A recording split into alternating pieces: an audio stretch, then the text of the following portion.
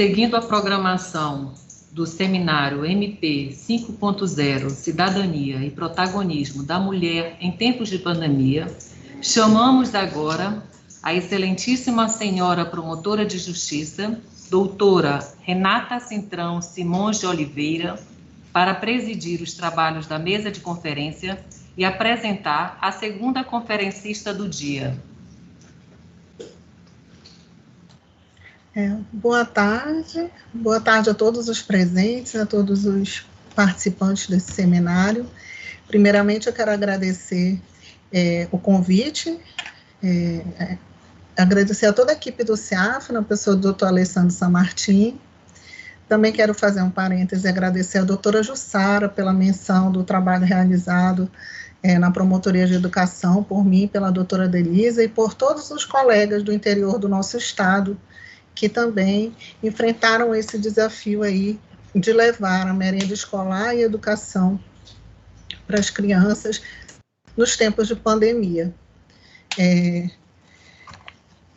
Nós vamos hoje receber a doutora Carla Cristina da Silva Souza. Ela é promotora de justiça titular da comarca de Barcelos. A doutora Carla também é especialista em ciências criminais pela PUC de Minas Gerais, e a doutora Carla vem falar sobre um tema que nos é muito caro, como mulheres, como mães, e aos pais também, né?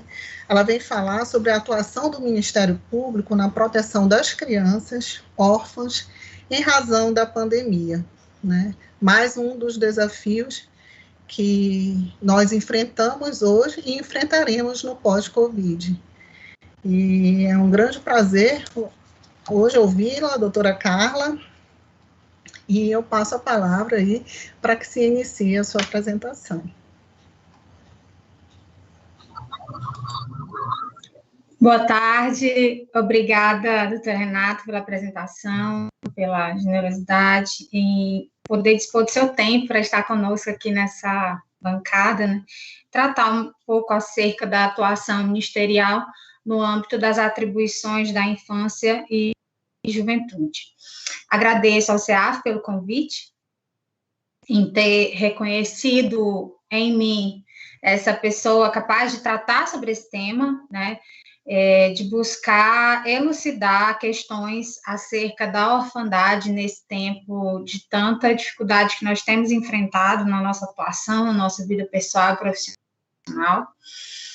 E agradecer a todos os presentes, todos os espectadores, nossa vivência nessa pandemia durante pouco mais de um ano nos trouxe muitos ônus e bônus, né? E um desses benefícios trazidos por esse tempo é essa produção em massa de conhecimento que nós temos tido a oportunidade de experienciar, com tantos eventos online que têm sido feitos, de muita riqueza de conteúdo, de material, pessoas extraordinárias que nós temos a oportunidade de ouvir falar sobre vários aspectos, né, da vida, e ter vocês hoje acompanhando esse evento, nesse momento, presencialmente, para mim, é de um motivo de extrema lisonja, me sinto muito lisonjeada, e espero suprir a expectativa em relação a esse tema.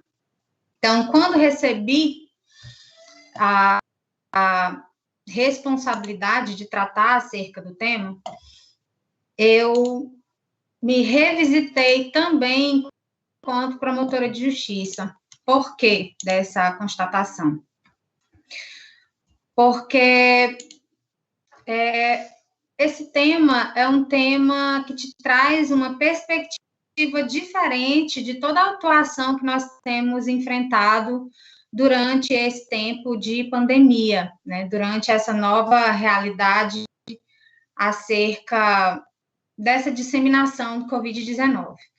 Gostaria só que vocês confirmassem se estão visualizando na tela aí a apresentação dos slides que eu acabei de compartilhar.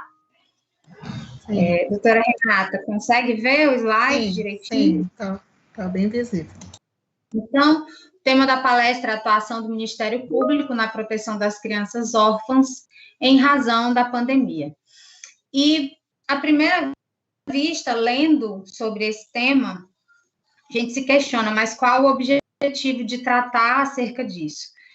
Nós temos vivenciado um crescente número de mortes, de pessoas que têm sido vitimizadas em relação, por conta dessa doença que nos pegou totalmente despreparados, que nós tivemos de reaprender a atuar, a viver, mudar hábitos, costumes, mudar totalmente a nossa visão enquanto profissionais também, para poder defender adequadamente o direito dessas pessoas e, por que não, tratar na perspectiva das crianças órfãs, né? Dentro das atribuições de infância e juventude, um dos maiores desafios do promotor de justiça, principalmente daquele que atua nos rincões do interior no estado do Amazonas, é justamente fazer com que a rede de proteção, de atendimento às crianças e adolescentes consiga funcionar de modo efetivo, satisfatório, trazendo uma verdadeira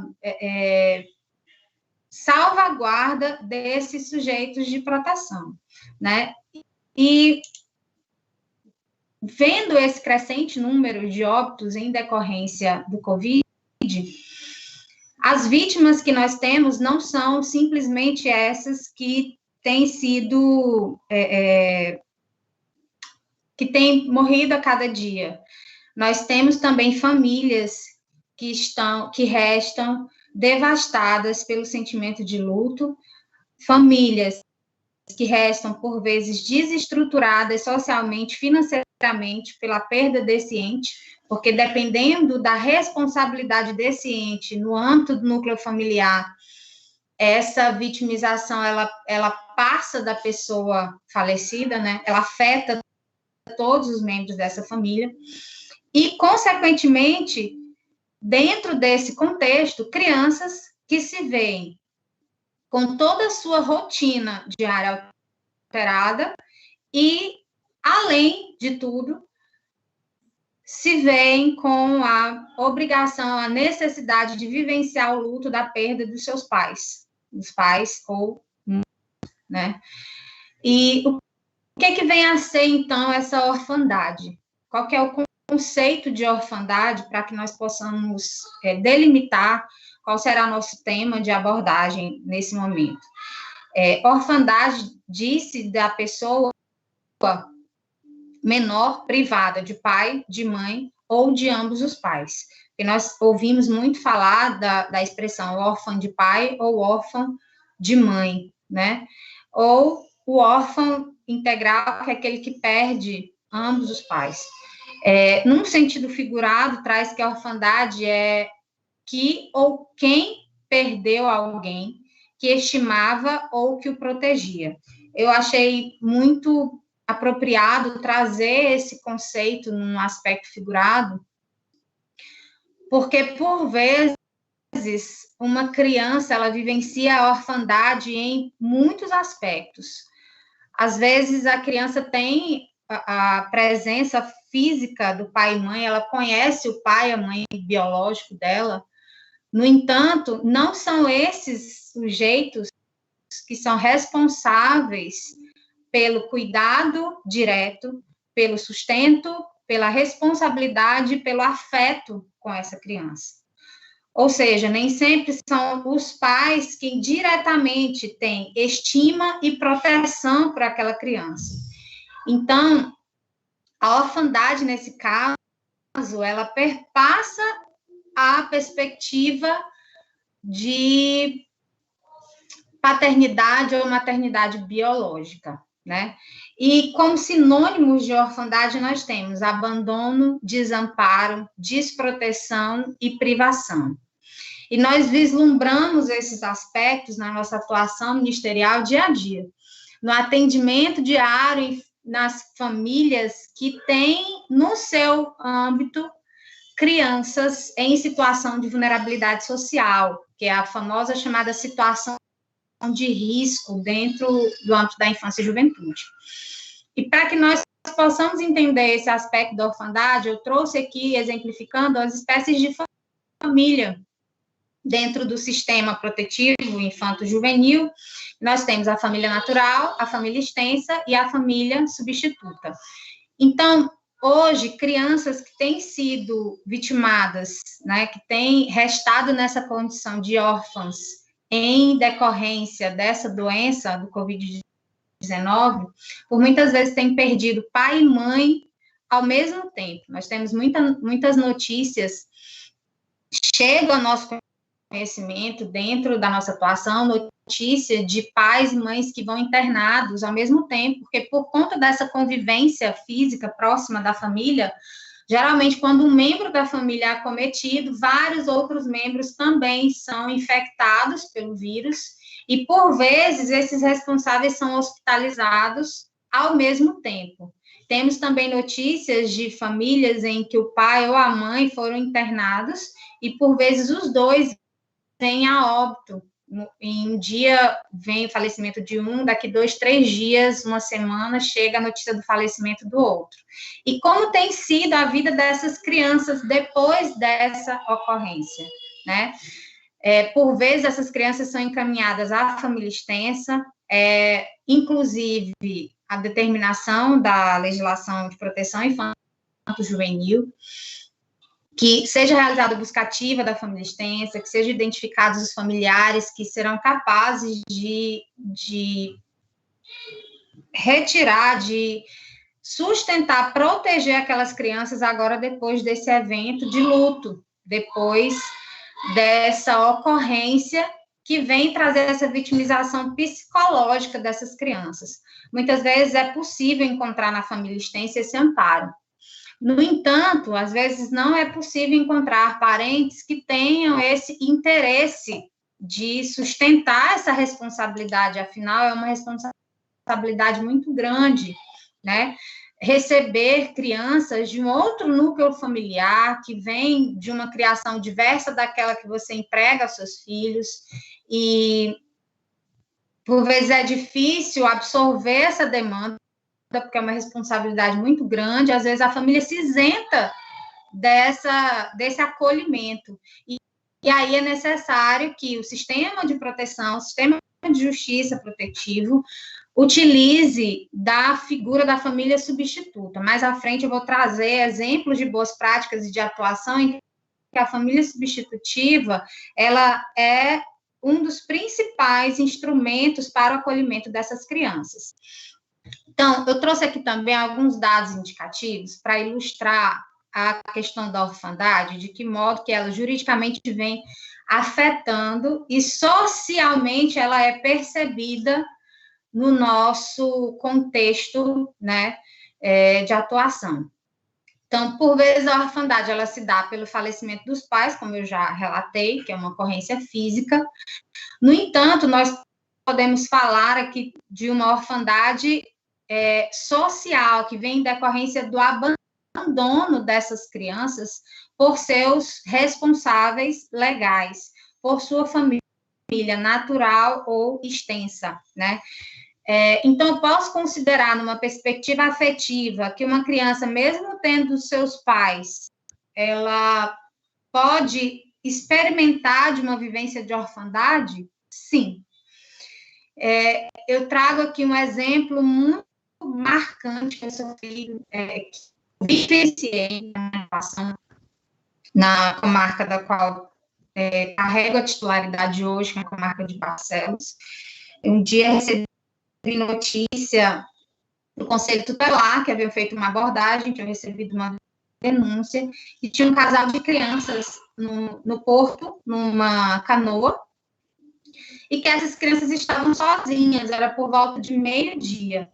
E aí o Conselho Tutelar foi atender essa ocorrência, fez a abordagem, e quando eles chegaram na canoa, essas crianças, eram 2 crianças, elas estavam catando restos de farinha, em latinhas de farinha, e comendo desesperadamente, apontando sinais de fome, de extrema fome, apontavam desidratação, desnutrição.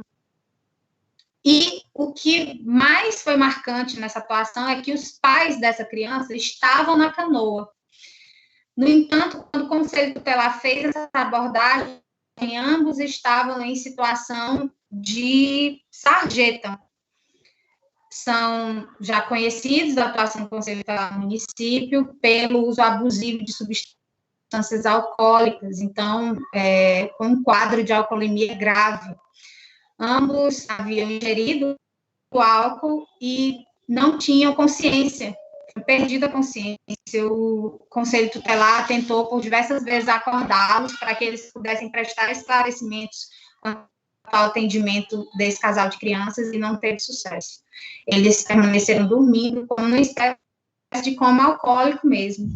E aí o Conselho retirou as crianças, levou para a sede, fizeram a alimentação dessas crianças, a hidratação dessas crianças, levaram para o atendimento de saúde, e esses pais só conseguiram ser ouvidos pelo corpo do colegiado do Conselho no dia seguinte. Eles não tinham condições de prestar esclarecimento quanto à criança. E eu fico pensando, essas crianças possuem o mínimo de suprimento afetivo, social, emocional, físico, para manter uma integridade que lhes é garantida pelo sistema infanto-juvenil. Eu posso vislumbrar nessa situação um caso de orfandade social, um caso de orfandade socioafetiva. Eu verifico que sim, e verifico que em muitos casos isso é muito evidente. Muito atrelado também à perspectiva de abandono intelectual, material, esse conceito de orfandade. É muito atrelado aos casos que nós atendemos diuturnamente em relação à situação de risco. Porque existem muitas crianças hoje, principalmente no nosso estado, inseridas em um contexto de hipervulnerabilidade social. E a nossa atuação, por vezes, é incisiva, determinante, para que essa situação seja revertida em vida e essa criança consiga tratar dos seus traumas, consiga se livrar desses aspectos e desses fatores que a vitimizam, que a humilham e que a vulnerabilizam.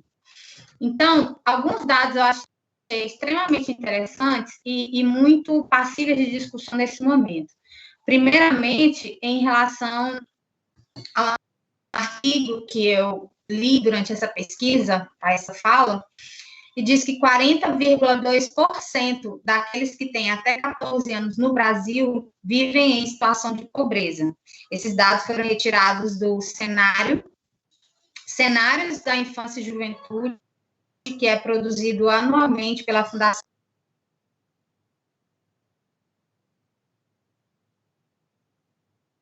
País, que faz o atendimento nessa política de proteção da infância e juventude. 4 milhões dessas crianças moram em favelas, sejam favelas ou ambientes habitacionais impróprios para essa condição de habitabilidade, né? 47.369 crianças e adolescentes estão inseridos nos serviços de acolhimento, nos abrigos em todo o país, segundo os dados do CNJ, que tem um cadastro nacional de crianças acolhidas e que faz o controle através das unidades judiciárias de todo o país. 3 milhões de crianças e adolescentes sequer possuem 3 não, são 5 milhões, aqui tem, está obstruída aqui a minha vista do slide.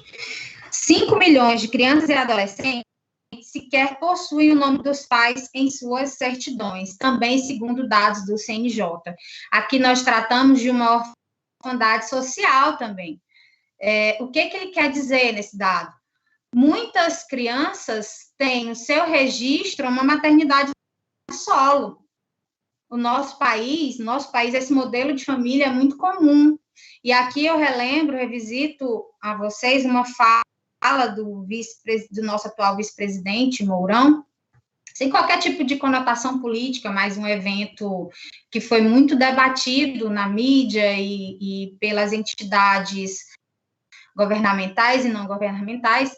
Um dia ele associou a delinquência infanto-juvenil a essa falta de paternidade assumida. Né? Na fala dele, ele disse assim, que os números da delinquência juvenil são muito altos em relação àquelas crianças que são criadas sem a figura paterna, que não tem o exemplo da figura paterna dentro do núcleo familiar. Então, nós vemos, por vezes, no desenrolar social dentro da nossa sociedade, o fortalecimento desses discursos de gênero em relação à educação, né, e em relação à instrução das nossas crianças. E aqui nós estamos, lógico, num evento que enaltece, que valoriza a atuação da mulher, né, tanto no combate a essas ocorrências, tanto no combate a essas violações de direito, como também valoriza a figura da mulher nesse papel social da proteção de crianças, adolescentes, idosos, cidadãos em situação de vulnerabilidade. E nesse momento, então, eu acredito muito próprio na minha fala, tratar um tanto desse aspecto, porque as questões de gênero pontuam muito, de modo muito marcante, muito incisivo, o papel da mulher no controle das constituições familiares no nosso país. Por vezes, a mulher é muito julgada, a mulher se sente muito culpabilizada, de acordo com o papel a qual lhe é atribuído a responsabilidade de um planejamento familiar, a responsabilidade de um controle materno, de um controle familiar, que absolutamente essa responsabilidade. E aí nós vemos, então, 80%, como traz aqui nos dados indicativos, são dados indicativos estatísticos do Instituto, do IPEA, que é um instituto vinculado ao IBGE no nosso país, são dados oficiais do ano, baseados nos dados do IBGE de 2018, que 80% das crianças brasileiras têm uma mulher como principal responsável.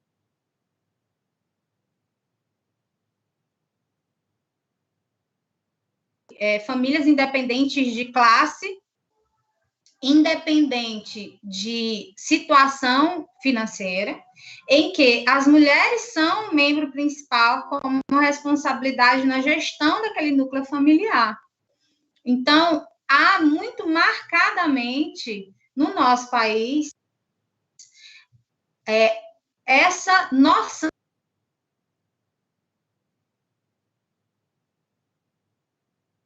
responsabilidade dos modos de vivência da família. 45% dos lares brasileiros são mantidos por mulheres, também denotando a ausência paterna nas configurações familiares. 80% das crianças brasileiras têm uma mulher como principal responsável. 43% das pessoas com mais de 60 anos são as principais responsáveis pelo pagamento de contas e despesas das residências. De onde foi retirado esse dado? Dados do SPC, que é o Serviço de Proteção ao Crédito, relativos a 2015. Então, por que eu achei importante apontar esse dado? Porque nós estamos falando de orfandade.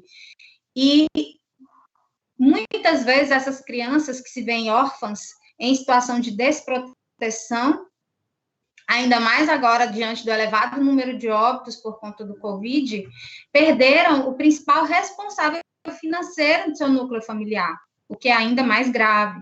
Perdem um padrão de vida, como nós vimos na palestra anterior, como apontado, muito propriamente apontado pela doutora Jussara, muitas dessas crianças que antes estavam ocupando uma vaga numa escola particular tiveram que migrar para escola na rede pública, causando uma sobrecarga na rede pública também, por conta dessa perda de padrão que vivenciamos, dessa diminuição na capacidade econômica das famílias, tá? Isso pode ser uma consequência da orfandade também? Sim, Às vezes, essas crianças perderam os seus pais, os principais provedores responsáveis pelo seu sustento, e tiveram, em uma readequação familiar, que passar a responsabilidade de terceiros e, para isso, se adequar a essas novas condições de vida, né? E aí, em relação aos números Covid, eu trouxe números de ontem, né, no Brasil. Nós temos hoje um total, hoje não, ontem, 10 de março, fechamos o dia num total de 270.917 mortes, num total geral no país.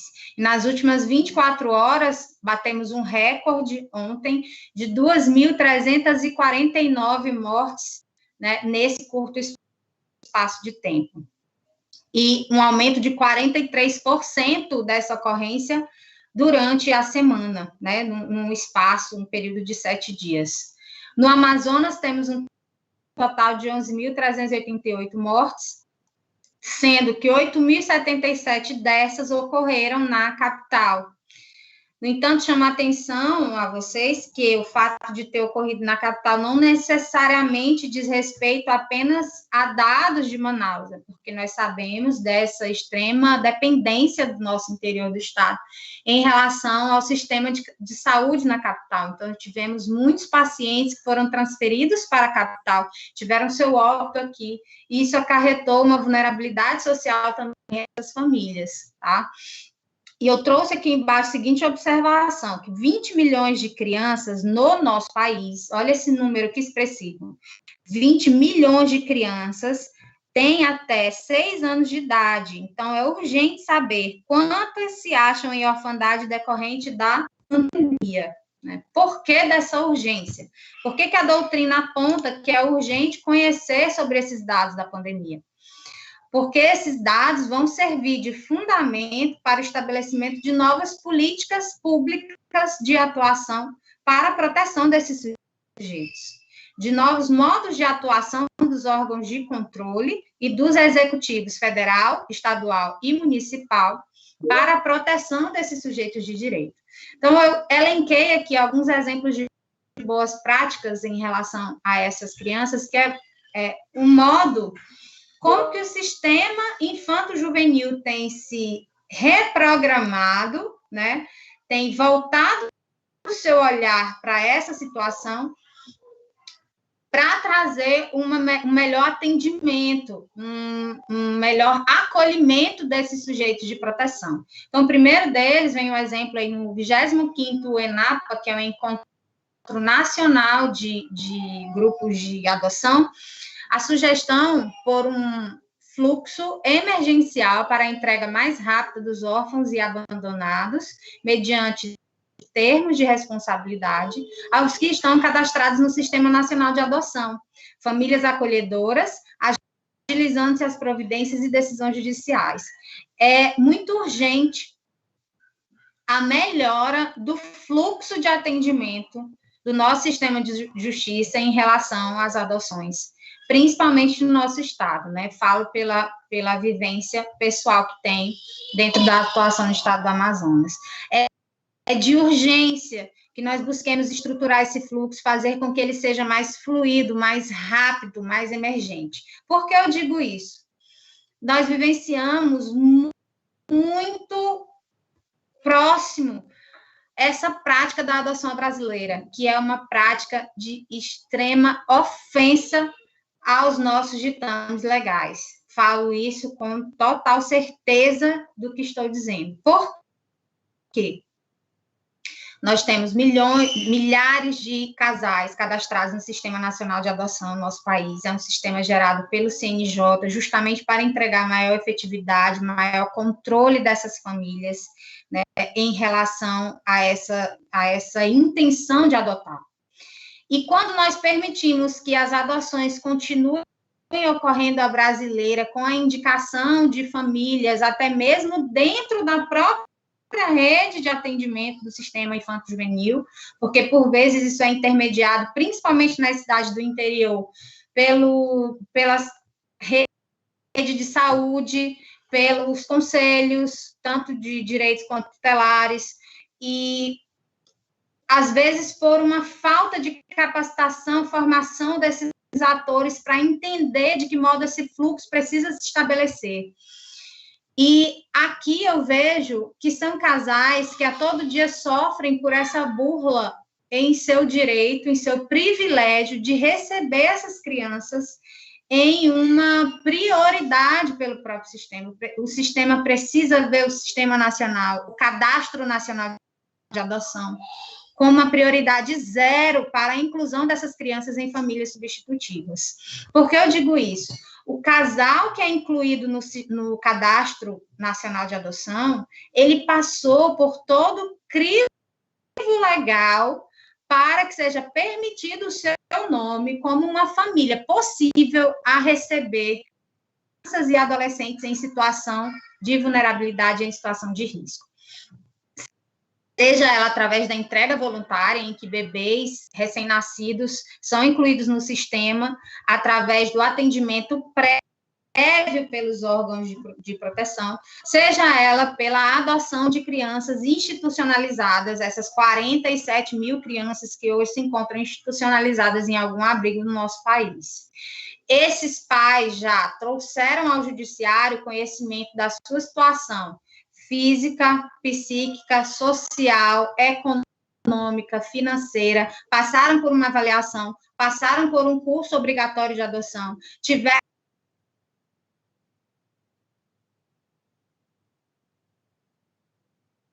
merecem estar em uma espera alongada pelo próprio Estado, enquanto o sistema é burlado através de adoções brasileiras que ainda ocorrem, infelizmente, dentro do nosso sistema. Então, assim, esse fluxo emergencial precisa ser debatido entre os órgãos do sistema de justiça, precisa ser estabelecido, precisa ser divulgado entre as redes de saúde, que são aquelas portas de entrada dessas crianças, hospitais, unidades básicas de saúde, agentes de endemia, agentes comunitários de saúde que passam de casa em casa e conhecem essa realidade, precisam ter esse conhecimento, quanto pelos órgãos da rede de proteção infanto-juvenil. Outra iniciativa foi feita através das coordenadorias de infância e juventude, e em contato com a nossa coordenadora, a doutora Vânia Marinho, agradeço a contribuição que me deu para que eu pudesse estruturar essa fala hoje a vocês, e também pelo apoio que me deu para que eu pudesse entender, compreender de que modo esse tema pode ser tratado com pontualidade em relação à nossa realidade no estado do Amazonas. Ela me cientificou que, através do GAPAN, têm sido realizados os cursos aos pretendentes de adoção pela modalidade de ensino à distância, né? Inclusive, durante nossa conversa, chegamos a pontuar a possibilidade de fazer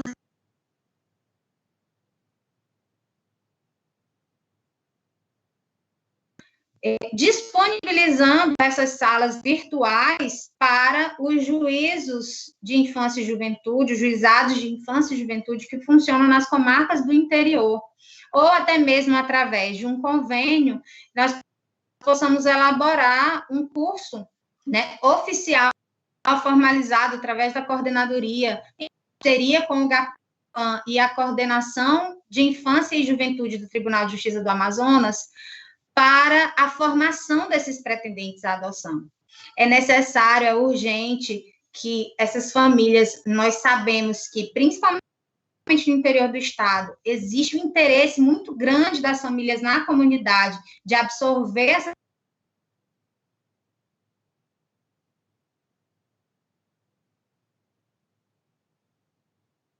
sabemos que, por vezes, essas famílias acolhedoras se tornam famílias adotivas porque é impossível você receber no seu âmbito familiar uma criança e não gerar vínculos afetivos definitivos com essa criança. Por isso é muito importante o controle dessas adoções à brasileira, porque, por vezes, quando o sistema de justiça toma conhecimento dessa adoção que se deu pela via precária, o vínculo afetivo já é estabelecido, e é muito sofrível você refazer ou retirar uma criança do âmbito de uma família em que ela já está adequada, em que ela já está recebida e devidamente inserida como um membro nativo, né? Então, eu penso que é uma boa prática, é uma prática excelente trazer esse curso na modalidade de ensino à distância.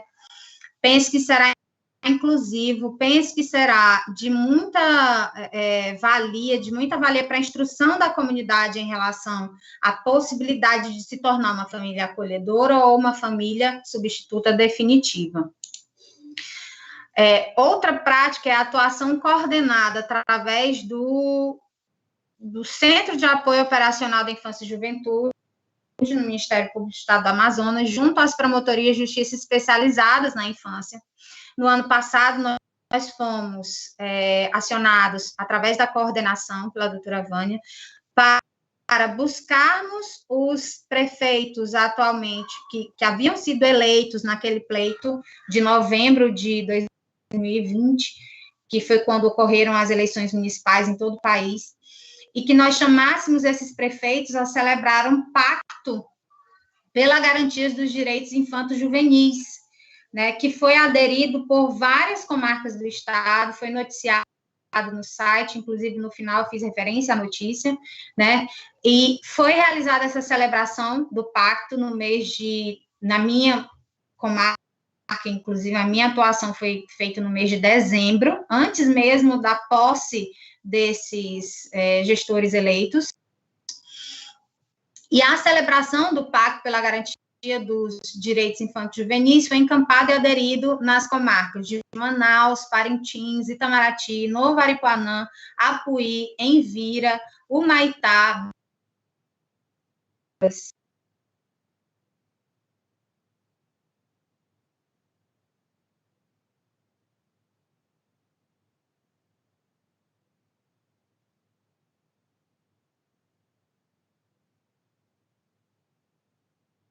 Renatinha?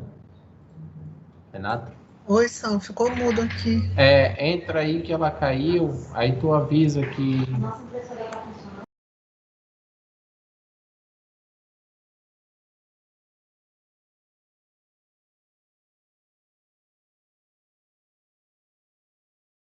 Sim, a instabilidade me parece que é no link lá da própria doutora Carla.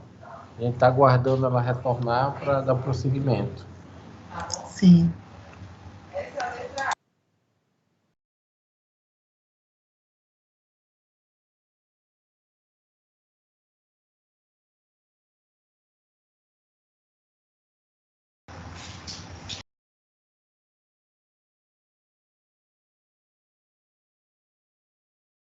Vamos lá, até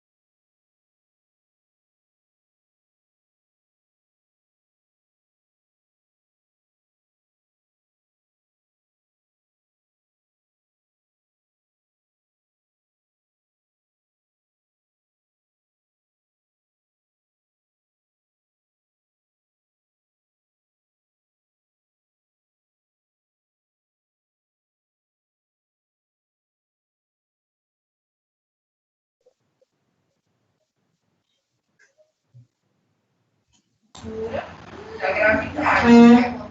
Quando isso aqui chegar lá...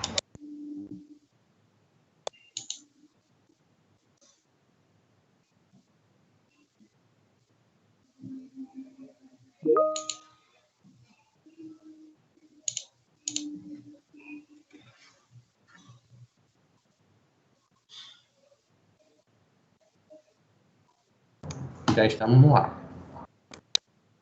Já? Pode continuar, então, né? Então, voltando aqui, espero que todos estejam me ouvindo novamente. Então, isso, o pacto foi celebrado através da coordenadoria. Eu trouxe aqui 2 tópicos dele, mas muito voltado para essa questão da proteção das crianças, amarrando os gestores a priorização absoluta das políticas públicas de atendimento, da implementação dessas políticas e da importância de manter essas políticas em funcionamento.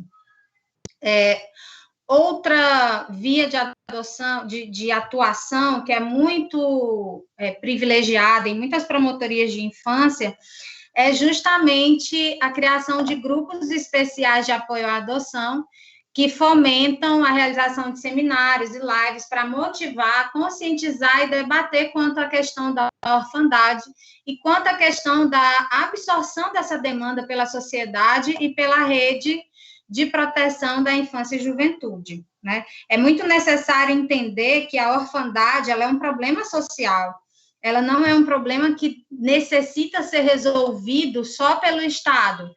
Ela precisa ser resolvida pelo Estado. No entanto, o Estado precisa lançar olhos à sociedade para criar modos de atuação, políticas públicas no sentido de envolver socialmente os atores comunitários para absorver essas crianças, né? Através da criação de programas de apadrinhamento, de programas de família acolhedora, da própria institucionalização dessas crianças, da própria criação de abrigos, como nós temos uma rede muito deficiente de vagas de institucionalização no estado do Amazonas. Por vezes, nós precisamos buscar vagas na capital do estado, que já tem vagas muito escassas para atender a sua própria demanda, porque Manaus tem praticamente metade da população do estado dentro das suas atribuições, né, dentro das suas áreas de atuação, e, além disso, precisa absorver essa demanda do interior. A institucionalização, às vezes, é vista com maus olhos pelos políticos e pelos atores da rede.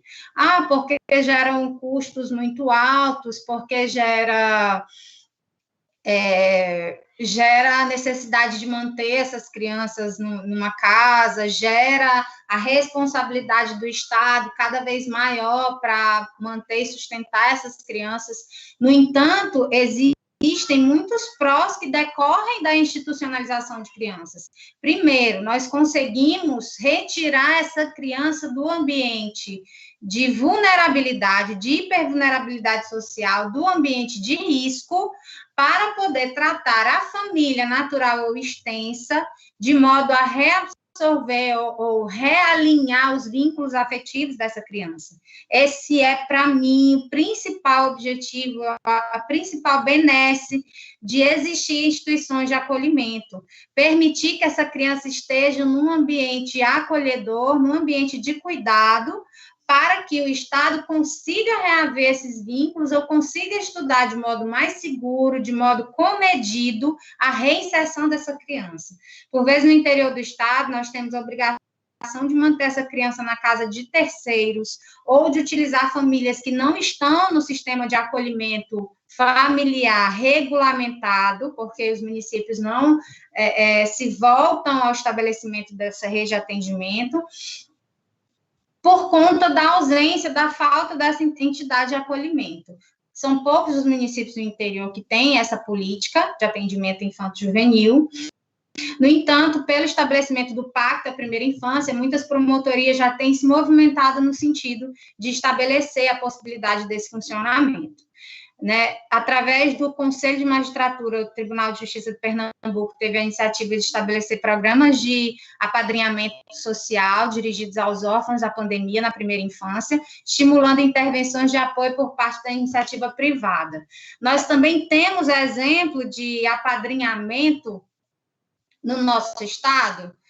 Temos exemplo de iniciativa de atuação ministerial em algumas promotorias do interior em relação à implementação do programa de família acolhedora.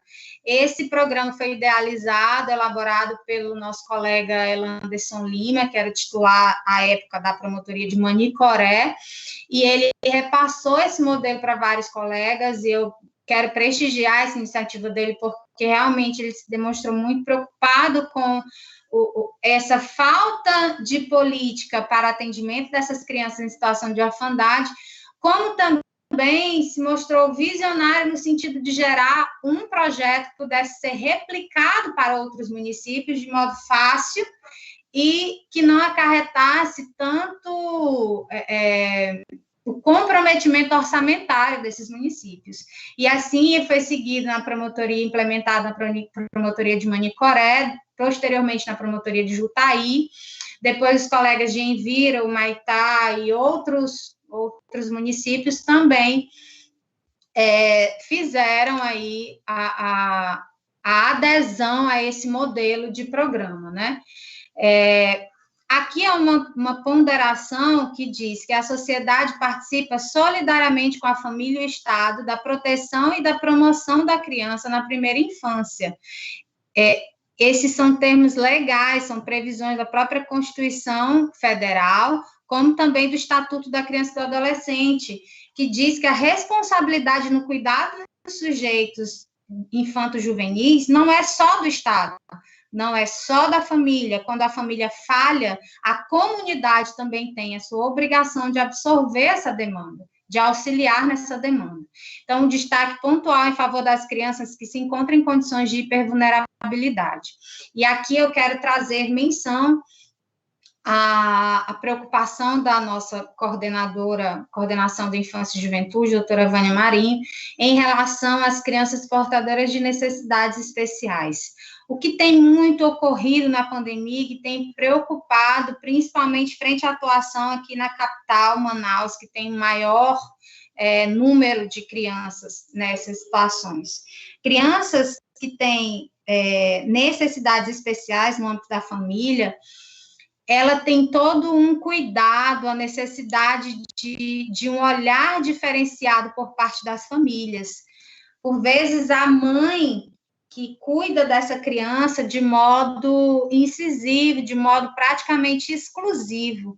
Eu conheço, na minha comarca, por exemplo, tem uma mãe de um jovem já de 19 anos que possui uma condição hemofílica, ele tem uma doença aquela doença que qualquer corte que ele receba, qualquer incisão que venha na pele dele, ele sangra e não tem capacidade de cicatrização rápida e nem de coagulação do sangue, tem um risco de uma hemorragia que pode levá-lo, inclusive, ao óbito.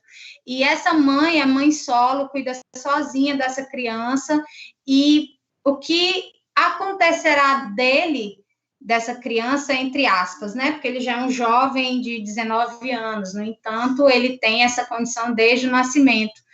E a grande preocupação dos pais, quando tem crianças nessa situação, o que será do meu filho quando eu faltar? E esse tem sido o temor de todos aqueles que hoje vivem essa pandemia, porque são tempos incertos em que nós não sabemos quem vai possivelmente se acometer dessa doença e conseguir uma cura e um restabelecimento de sua saúde, e ninguém sabe quem entra no hospital e sai de lá com vida para continuar, né, levando seus projetos à frente. E aí nós temos essas crianças que têm condições de hipervulnerabilidade social, que já apresentam uma condição de vida um tanto diferenciada, e a doutora Vânia traz luz à situação das crianças autistas. Várias crianças que têm o transtorno de espectro autista que necessitam do seu cuidador maior, por vezes a mãe é a principal responsável pelo cuidado direto dessas crianças, e algumas dessas crianças se viram com os pais acometidos de Covid e vieram a falecer, e é uma responsabilidade muito grande de fazer com que a família absorva essa demanda de modo efetivo, de modo a garantir o cuidado dessa criança. E com relação ainda, eu vou passar aqui mais à frente, aí eu quero tratar, principalmente em relação a essas crianças aqui, de duas boas práticas que eu entendo que são essenciais dentro da atuação ministerial. A primeira delas é o fortalecimento da rede de proteção municipal. Nós precisamos de órgãos que tenham pulsante a vocação em defender esses direitos, porque se são órgãos que se preocupam somente na formalização disso, sem efetivar esses direitos, por vezes essas crianças ficam sem vez e voz.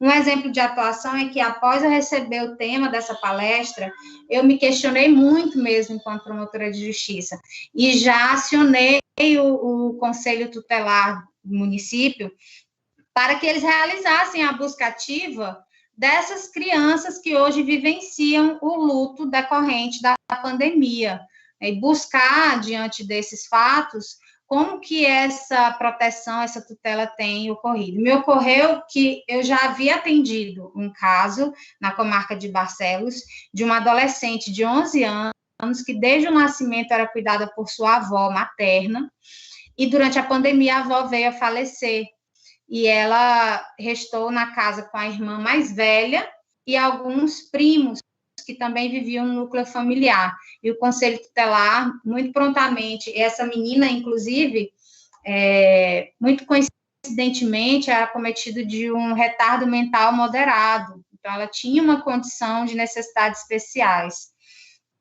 E aí, o que acontece? O Conselho Tutelar fez a buscativa da família extensa, e um tio restou responsável por ela, o que acarretou depois na vinda dessa criança para a comarca de Manaus, onde a família tinha uma base e uma melhor condição de cuidar, né, dessa criança. Também vejo aqui uma forma muito, muito evidente que nós precisamos acionar o Conselho Municipal de Direitos da Criança e do Adolescente. Por vezes, nos municípios, essa entidade ela é inexistente ou inoperante.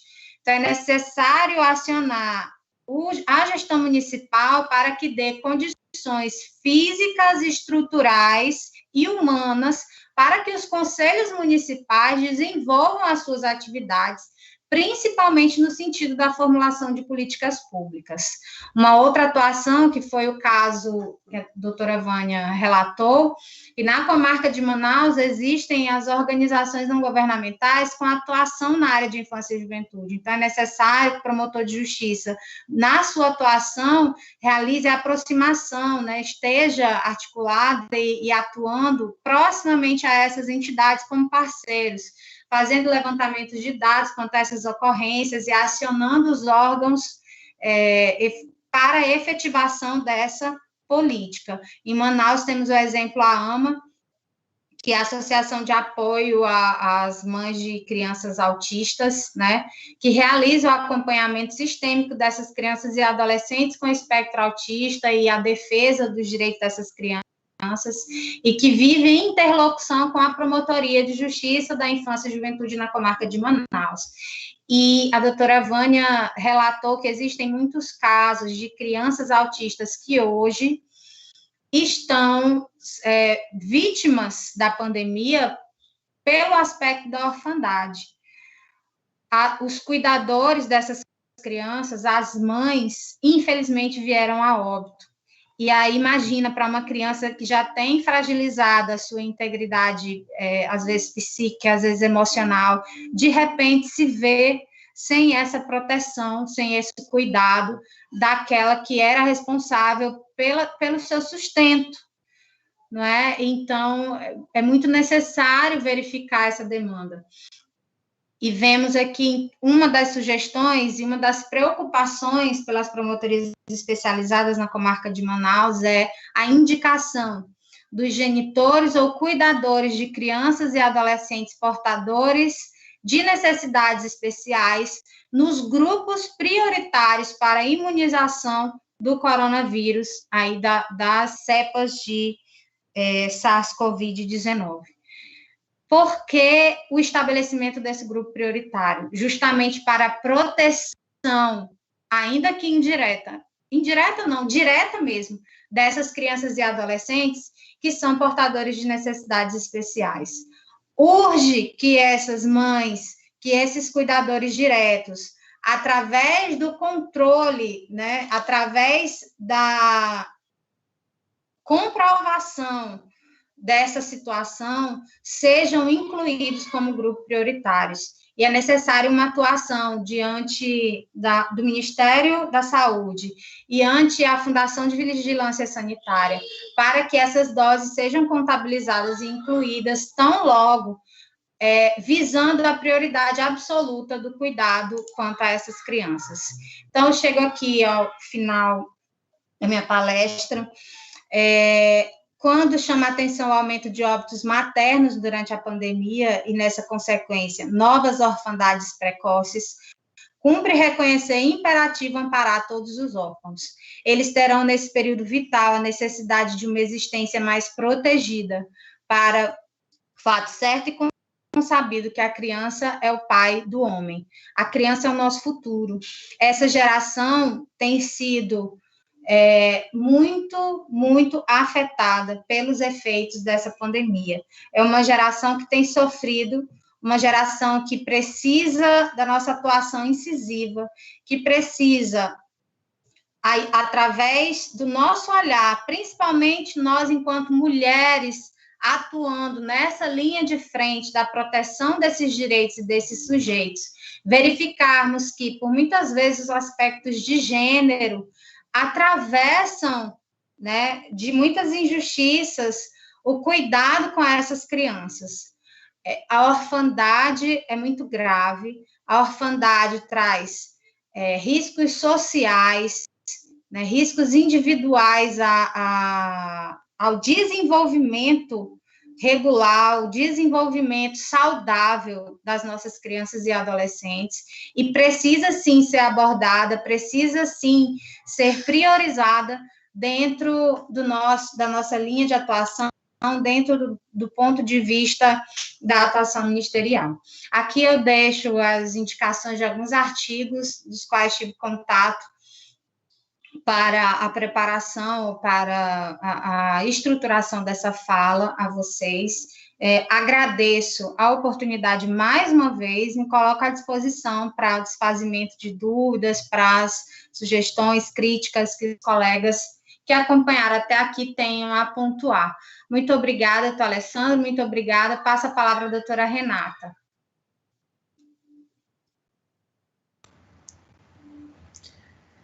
Obrigada, doutora Carla, pela palestra tão esclarecedora sobre um tema que realmente atinge tantas situações jurídicos sociais. E esse foi a observação do doutor Alberto, nosso procurador-geral, a quem quero agradecer pela audiência. E eu tenho visto que o doutor Alberto tem participado aí de todas as palestras do seminário sobre cidadania e protagonismo da mulher. O doutor Alberto, que é filho de uma mulher forte, que protagoniza aí também um papel importante na sociedade, e tem sido aqui um grande incentivador, né, das mulheres do MP. Doutora Carla, eu gostei muito das observações, e sob o ponto de vista da promotoria de educação, né, principalmente falando em relação à orfandade.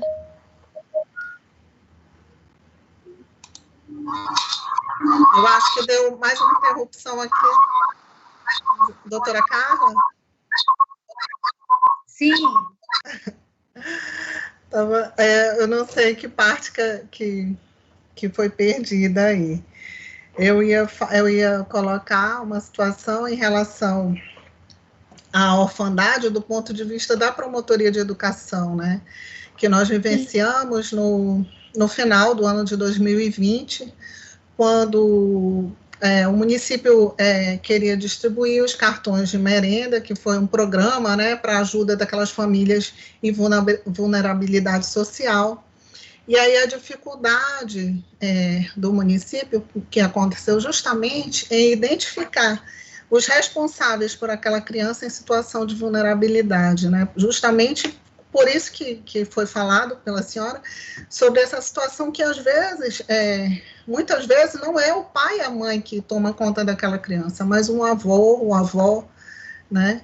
E aí nós tivemos que enfrentar esse desafio aí no fim do ano, inclusive no início do recesso judicial, de identificar quem seria o responsável, porque se tratava de um valor em dinheiro, né? E não poderia ser repassado diretamente para o aluno da rede municipal. E, então, são muitos mesmo o desenrolar, né, dessa situação de orfandade, principalmente essa orfandade que atinge a questão também em relação a toda a família. Eu mesma pude presenciar, inclusive na escola da minha filha, alguns coleguinhas dela ficando órfãos e a gente vê, por mais que você tenha, morreu o pai, ficou a mãe, ou vice-versa, é como a senhora falou, quem era realmente aquela que realmente cuidava, né? E eu acho que essa situação foi bem lembrada pela doutora Vânia, quando falou, né, das crianças que exigem cuidados especiais. Essas daí realmente nós vamos precisar nos empenhar nessas boas práticas, e aí tanto a promotoria da infância, e aí a gente precisa dessa parceria com as promotorias de infância e educação para melhorar essa situação em relação às consequências. E ainda, doutora Renata, aproveitando o gancho em relação a essa questão da educação, eu não pontuei durante a palestra acerca das escolas, até para não fugir tanto do tema, né? No entanto, durante nossa atuação, nós sabemos que as unidades escolares são portas de entrada importantíssimas, essenciais, para identificar violações de direitos em relação a crianças e adolescentes. As unidades escolares têm sido o maior dano que nós temos sofrido, a meu ver, durante toda a nossa atuação do ponto de vista da pandemia. Por que eu digo isso? Porque as crianças estão sendo vitimizadas duplamente. Elas perderam sua rotina, elas perderam sua referência de cotidiano social, de cotidiano familiar, porque a inserção das crianças nas escolas também interfere na condução familiar dos pais, interfere na autonomia e independência financeira das famílias. Tudo isso foi impactado de modo irreversível. Nós temos aí uma geração que vai sofrer por anos os efeitos desse nosso ano, que é considerado o ano perdido para a educação.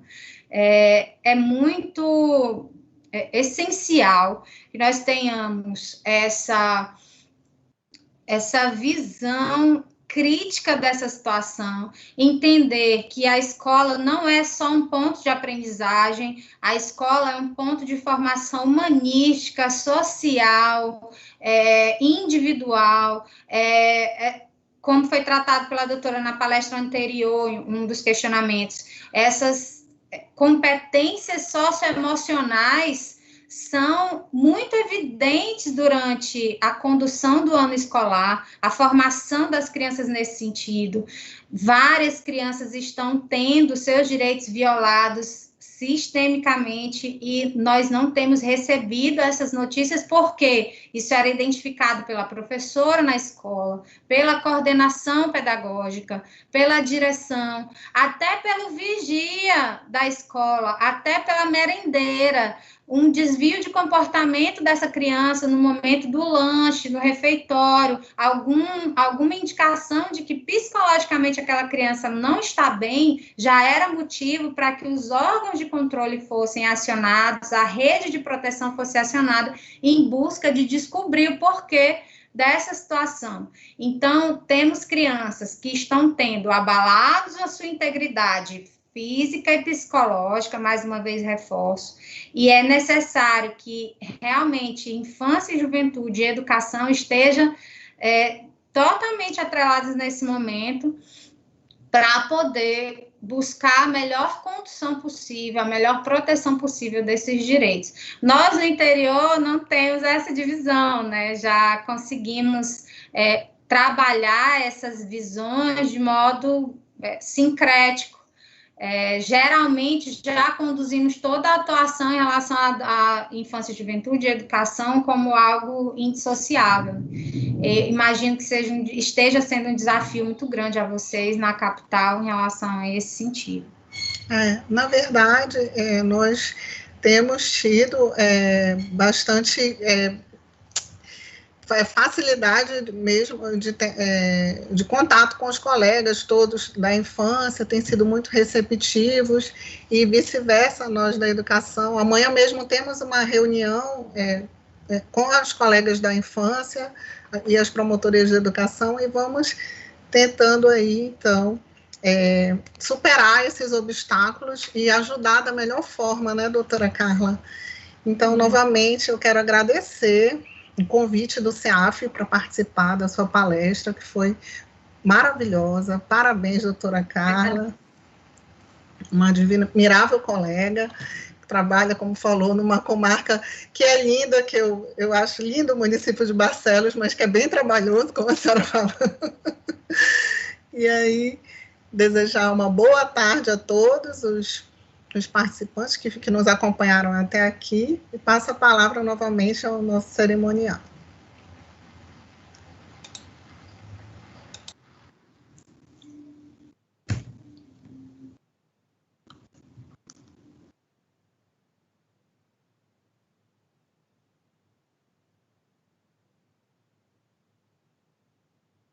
Oi, Renatinha.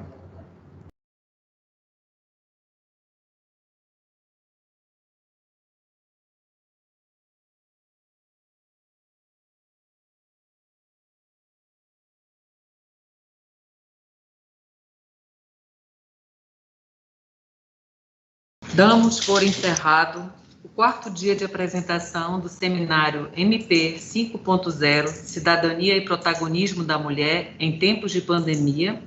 Agradecemos a participação da doutora Renata Centrão e da doutora Carla Cristina na tarde de hoje. Desejamos um bom final de tarde e uma boa noite.